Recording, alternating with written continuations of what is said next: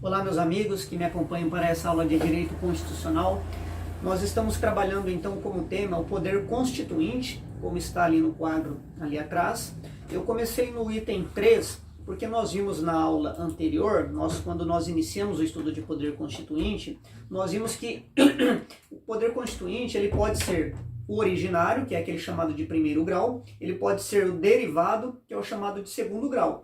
O derivado ainda ele se subdivide, sendo em reformador, onde há então, por meio de emendas constitucionais, as transformações ali na Constituição, então chamado de transformador. Depois o decorrente, derivado decorrente, que é aquele onde possibilidade ali das constituições, da elaboração de constituições pelos Estados-membros, assim como pelo Distrito Federal.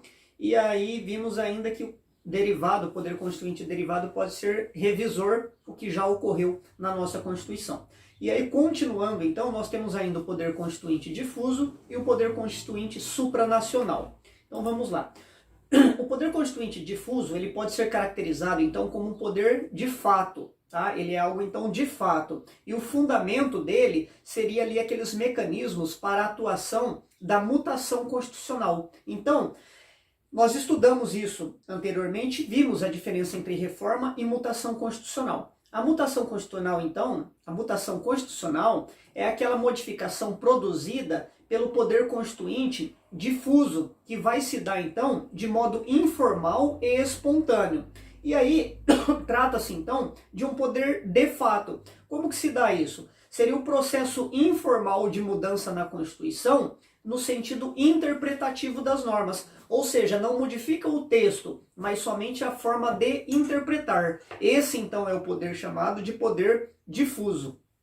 E aí, a literalidade, o texto, então, constitucional, ele permanece o mesmo.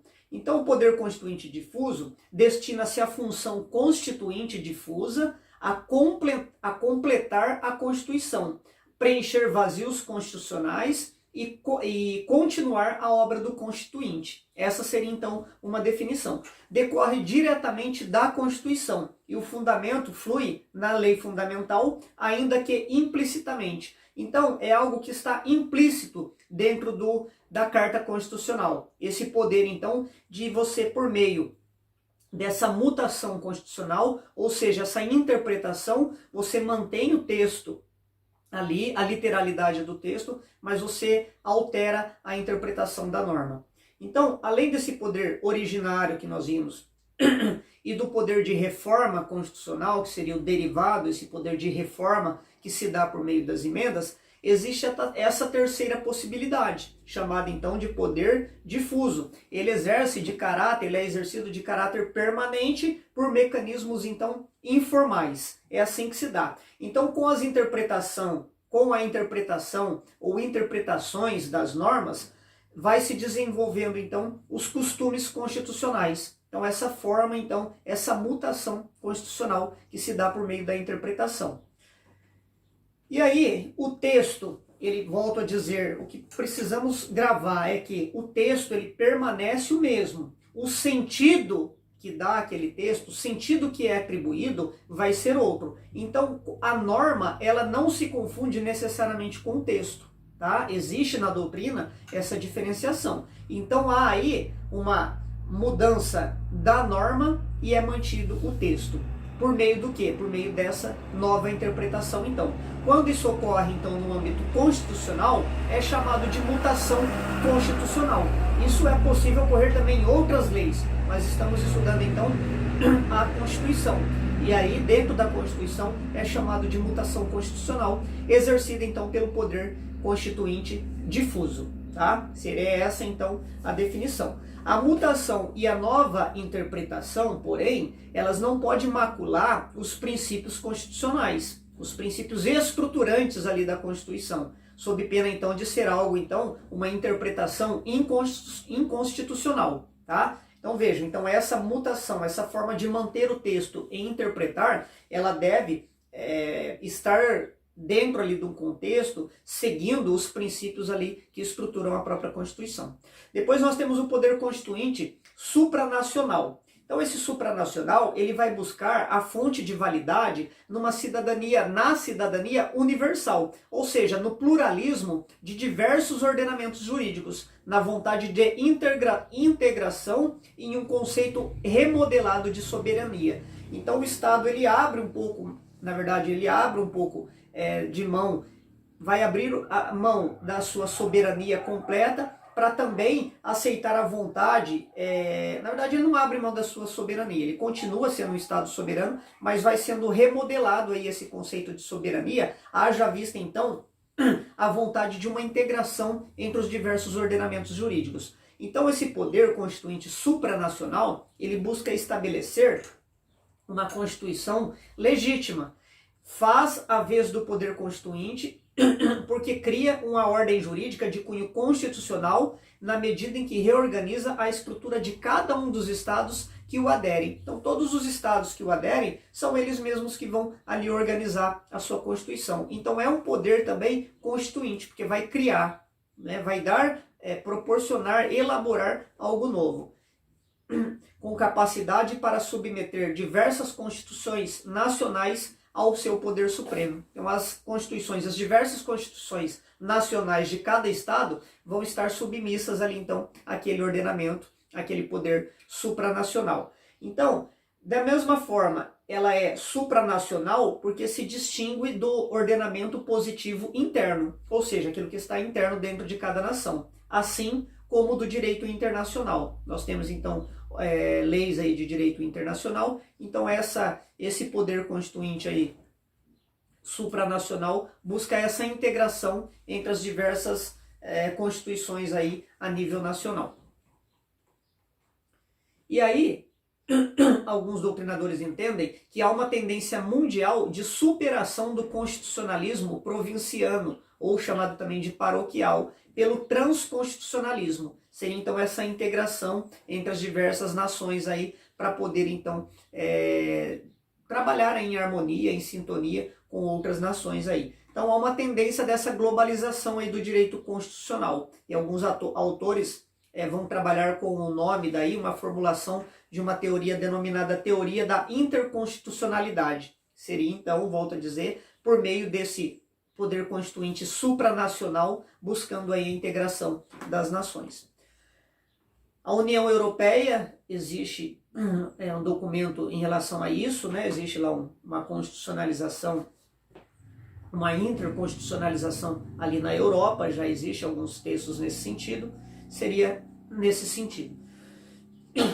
Depois, a nova Constituição e a ordem jurídica anterior. O que acontece então quando normas foram produzidas na vigência de uma Constituição anterior e quando vem uma nova Constituição, como que ficam essas normas? Elas são revogadas, elas perdem a validade ou não? Como que fica a situação delas? É isso que nós vamos ver. Isso está, então, dentro do direito chamado de intertemporal lato sensu, ou seja, é um direito que envolve ali o passado, o presente e o futuro. Então, direito intertemporal, relacionado ao tempo. O respeito ao direito adquirido, com a consequente proibição da retroatividade legal da norma legal, é um verdadeiro instrumento de paz, impeditivo de arbítrio e do abuso de poder por parte do detentor. O que a doutrina quer dizer com isso? Então, eu preciso, mesmo que são elaboradas algumas normas constitucionais, mesmo que realizada então uma nova Constituição promulgada por meio do poder constituinte, faz-se necessário eu respeitar o direito adquirido e impedindo então a retroatividade da norma para que ela possa então trazer segurança jurídica, tá? Então essa retroatividade ela não seria adequada. Nós temos aí chamado o princípio da irretroatividade, onde a norma ela não iria retroagir, para que assim eu possa ter então dentro do ordenamento jurídico segurança jurídica, harmonia, paz e assim por diante, porque isso, senão, do contrário, seria um abuso do poder. E aí, nós temos alguns fenômenos que podem ocorrer quando então eu tenho um poder constituinte que se dá diante das normas que estavam na Constituição anterior. Temos o primeiro fenômeno chamado de recepção. Então, as normas constitucionais, como que elas ficam quando elaborada uma nova Constituição? Todas as normas que forem incompatíveis com a Constituição, elas serão revogadas, tá? Todas as normas, sejam elas constitucionais ou infraconstitucionais, elas serão revogadas. Quando isso se dá, é por falta, né, por ausência de recepção, ou seja, a Constituição não recepcionou aquelas normas. A contrário, a norma infraconstitucional, a norma que não, isso eu estou falando agora não de norma constitucional, mas norma infraconstitucional, que não contrariar a nova, o novo ordenamento jurídico, ela será recepcionada, tá? Então, quando há uma Constituição nova que foi elaborada e eu tinha algumas normas editadas anteriormente que contrariam aquilo que está previsto nesse novo ordenamento jurídico, elas são revogadas. Porém, quando não contrariam, elas podem, se são infraconstitucionais, elas podem ser recepcionadas pela nova Constituição. Nós tivemos aqui no Brasil, como exemplo, tem-se aqui no nosso livro, o Código Tributário Nacional, o CTN. Ele foi elaborado como lei ordinária. Quando foi elaborado o Código Tributário, lá em 66, ele foi elaborado como uma lei ordinária, em relação à sua aprovação, toda a formalidade ali exigida. E aí, com a nova Constituição promulgada em 1988, ela não revogou, ela recepcionou esse código. Inclusive, recepcionou como daí lei complementar. Entendeu? Então, ele tratou, então, apesar de ter sido elaborado como lei ordinária, ela recepcionou ele como sendo como uma lei complementar. E aí ele só pode ser alterado também por lei complementar, que daí vai se exigir maioria absoluta, como nós vimos lá no artigo 69 da Constituição. Então, nos casos de norma infraconstitucionais, produzidos antes da nova Constituição, se eles forem incompatíveis, serão revogados. Se não forem incompatíveis, podem ser recepcionados. Então, nesse caso, que é admitido a norma, que a norma é recepcionada, é impossível, é inadmissível eu fazer depois, posteriormente, um controle de constitucionalidade por meio da ADI, que seria ação direta de inconstitucionalidade. Não seria possível. Seria possível apenas uma arguição de cumprimento, de descumprimento de preceito fundamental, que seria então a ADPF, que foi introduzida lá pela Lei 9882 de 99. Deu para compreender? Eu volto a dizer, se uma Constituição ela recepcionou uma norma infraconstitucional, não será possível posteriormente fazer um controle de constitucionalidade, ou seja, eu fazer ali uma ação direta de constitucionalidade, uma ADI, né, uma ação direta de inconstitucionalidade, alegando que aquela norma lá seria inconstitucional. Eu só poderia então fazer o controle de constitucionalidade por meio da ADPF, que é um outro procedimento daí, tem lá regulamentado na Lei 9882. Depois nós temos a possibilidade da inconstitucionalidade superveniente. Posteriormente, eu poderia então verificar que ocorreu uma inconstitucionalidade superveniente. O STF ele não admite esse fenômeno, não admite ser possível isso. No caso, ou se fala em compatibilidade, e aí eu posso recepcionar a norma, como eu disse, se a norma, então, anterior à Constituição, ela é compatível, pode haver a recepção.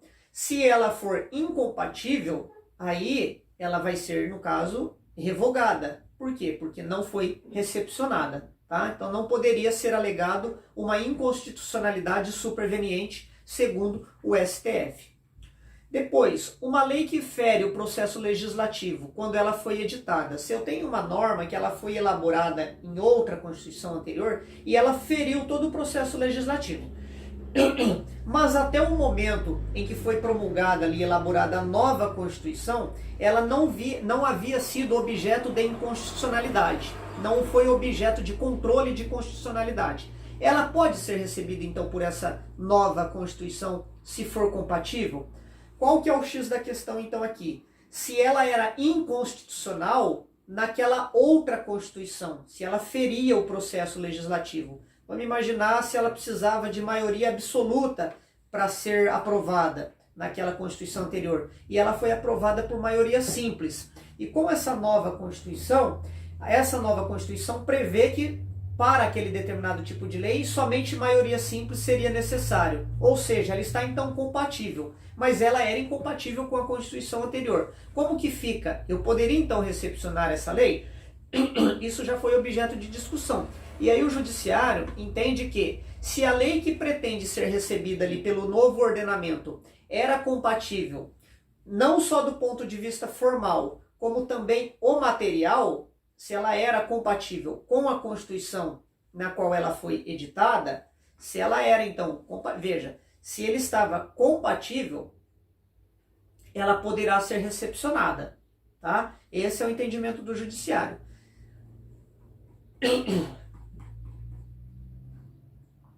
Uma lei que nasce, segundo o entendimento da justiça, se ela nasce inconstitucional, ela não pode então ser recepcionada. Para que ela seja recepcionada pela nova Constituição, então precisa ter essa análise nos dois aspectos, nos dois sentidos. Ela precisa então ser compatível, seja do ponto de vista formal, quanto do ponto de vista material. Então a forma como ela foi elaborada precisa estar de acordo com o que era previsto na Constituição anterior. Então tem que observar esses dois quesitos, formal e material. Então, se ela nasceu com um vício, ela não pode ser convalidada com essa nova Constituição, tá? Como nós vimos ali, seria uma constitucionalização superveniente, uma constitucionalidade superveniente, e aí também não é admitido pelo judiciário. Para que uma lei seja recepcionada, então, pelo novo ordenamento, quais que são os requisitos? Uma norma, então, infraconstitucional, para que ela possa ser recepcionada. O que eu preciso ter? Primeiro, ela tem que estar em vigor do advento da Constituição. Então, quando eu tenho uma nova Constituição, essa outra lei ela já tem que estar em vigor para que ela seja recepcionada. Ela não pode ter sido declarada inconstitucional durante a vigência no ordenamento anterior. Ela tem que sempre ali estar de acordo, tem que ser uma norma constitucional, não pode ser declarada inconstitucional. Ela tem que ter compatibilidade, então, como eu falei agora, formal e material com a Constituição anterior, com a Constituição velha. E eu preciso ter compatibilidade material com a Constituição nova, tá? Então, em relação à Constituição nova, ela não precisa ser analisado o aspecto formal, mas somente o material. O que quer dizer? O conteúdo. Tudo aquilo que está ali dentro do conteúdo dela precisa ser compatível, então, com o novo ordenamento jurídico. Não importa, daí, nesse caso, a compatibilidade informal. Aliás, a compatibilidade formal, as formalidades ali exigidas. Isso tem que ser em relação à Constituição anterior. Então, esses são os requisitos. Nós temos algumas características, então. Então, só se analisa a compatibilidade material, essa compatibilidade material, perante a nova Constituição. Essa compatibilidade formal e material é em relação à Constituição anterior.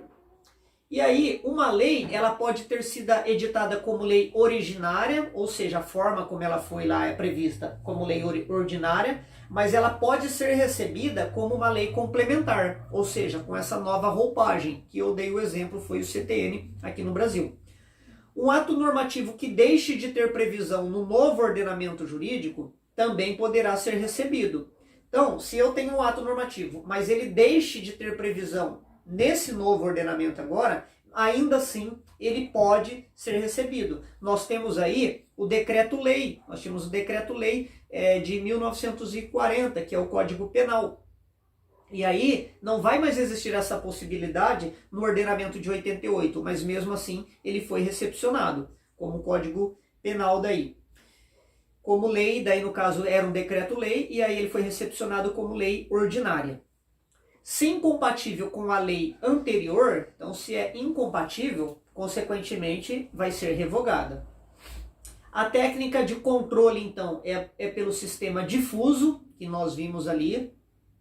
controle então difuso ou pelo concentrado. Mas quando se dá pelo poder concentrado, o controle de constitucionalidade, somente então por ADPF. Eu não posso ser por ação direta de inconstitucionalidade, por ADIM, somente por ADPF. E também é possível uma mudança de competência federativa para legislar. É possível então que ocorra então essa alteração aí da competência federativa. É possível ainda a recepção somente de parte da lei. Pode ser um artigo, um parágrafo ou assim por diante. E a recepção ou a revogação, elas acontecem no momento da promulgação do texto. Certo? Sempre então essa revogação ou a recepção, no caso, ela vai ocorrer na promulgação. Porém, o STF pode dar aí efeito modulativo, pode modular então os efeitos aí dessa decisão, declarando a partir de quando ela irá valer. Então, em relação à recepção, seria isso. Nós temos depois outro evento ali, fenômeno, que seria a repristinação. Então, assim, uma norma produzida na vigência de uma Constituição anterior, ela não, lá de 1946, nós temos como exemplo, nós temos uma norma lá em 1946, ela não foi recepcionada pela Constituição de 67.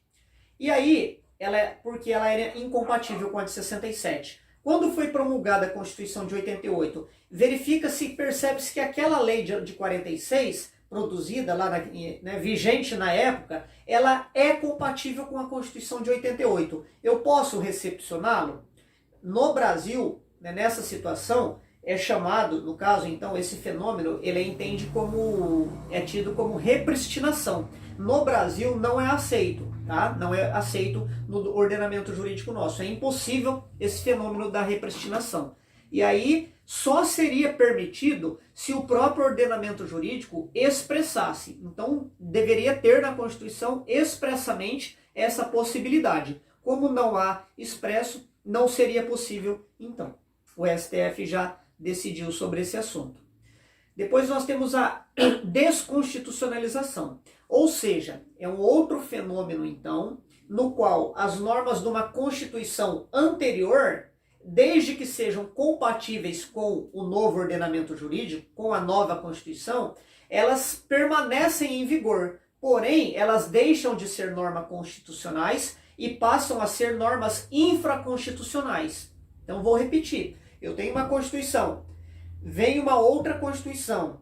E aí, se as normas são compatíveis, essas normas, elas permanecem. Só que não mais como norma constitucional, como norma infraconstitucional. E aí há então esse fenômeno de uma desconstitucionalização dessas normas, que permanecem em vigor então, sendo norma infraconstitucional, tá? Simples assim. Então a possibilidade dessa sobrevivência de alguns dispositivos ali dentro do ordenamento, então, não mais como norma constitucional.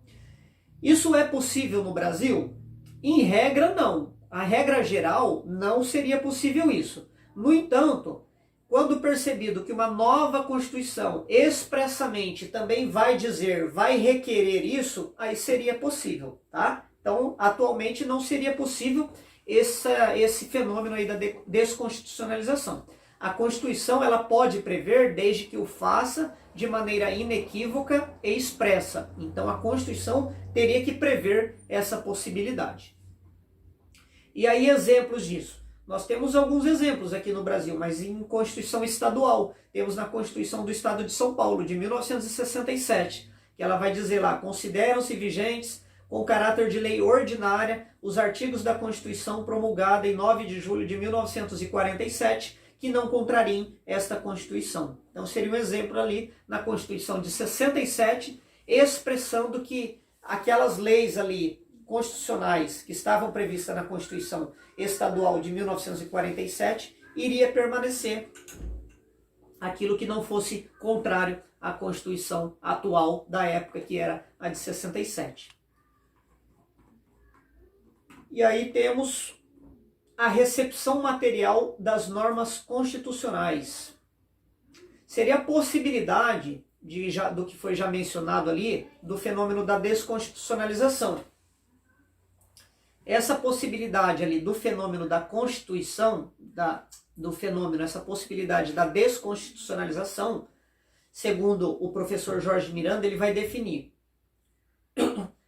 abre aspas, a persistência de normas constitucionais anteriores que guardem, se bem que a título secundário, a antiga qualidade de normas constitucionais. Então seria uma possibilidade aí, uma outra forma aí de desconstitucionalização. Seria no caso de uma lei, ela no seu caráter ali, ela expressar, ela ter a matéria dela dentro da norma constitucional ali, uma recepção apenas material, tá? Então nós estamos falando, volto a dizer, da desconstitucionalização. Normas então que sejam compatíveis no que se refere ali aos aspectos materiais. Então seria essa recepção material de normas constitucionais, ou seja, matérias que estavam já previstas ali no outro ordenamento.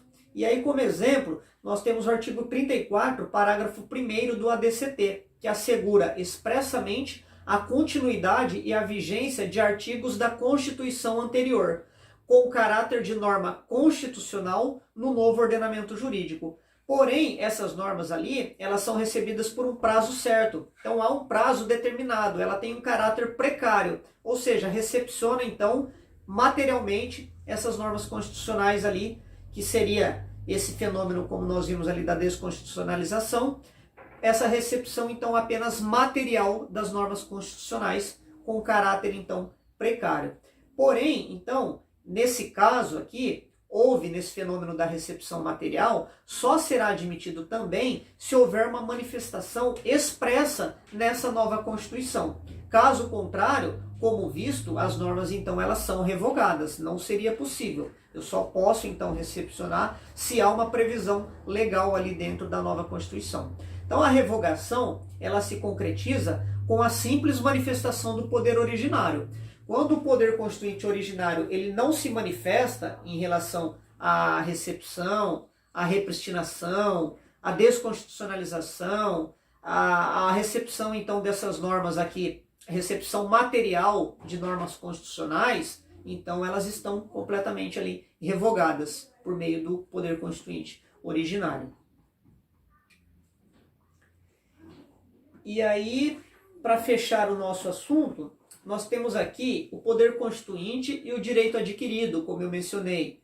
Qual seria o grau de retroatividade da norma? Grau adequado. Seria permitido uma norma retroagir? Quando que seria possível? Em que grau essa norma poderia reagir? Em grau máximo, grau médio, grau mínimo? Então vamos ver, a doutrina faz essa distinção.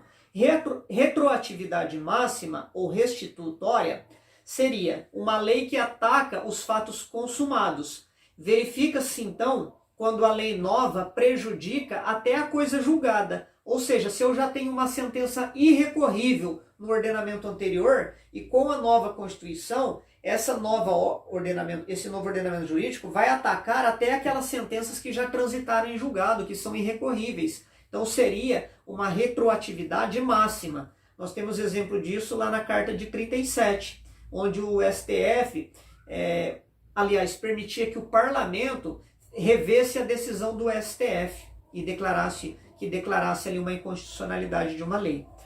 Nós temos depois na doutrina retroatividade média. A lei ela atinge os efeitos pendentes apenas dos atos verificados antes dela. Então todos os efeitos que não ocorreram ainda, essa lei ela iria atingir. Ela retroage então em grau médio, vamos assim dizer, conforme classifica aqui a doutrina.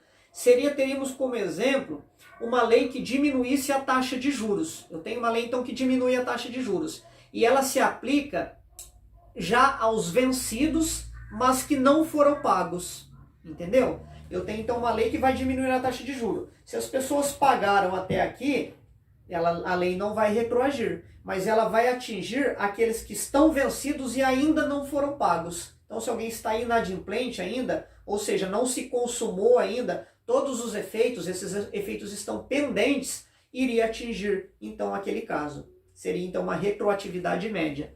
E aí nós temos a retroatividade mínima, ou também chamada de temperada, mitigada. Essa lei vai atingir, a lei nova então atingiria somente os efeitos dos fatos anteriores a ela. Então, verificado na data que ela entrou em vigor. A exemplo da Constituição de 88, só vai atingir, então, efeitos a fatos anteriores, certo? Então, se eu tenho algum fenômeno que iniciou-se lá antes da Constituição de 88 e os efeitos perduraram, aí seria possível atingir. Ou seja, é uma retroatividade mínima, também chamada de temperada ou mitigada. O STF, então, ele se posiciona nesse sentido, da retroatividade mínima. Fatos que venham a acontecer após a sua promulgação, referentes a negócios ocorridos no passado.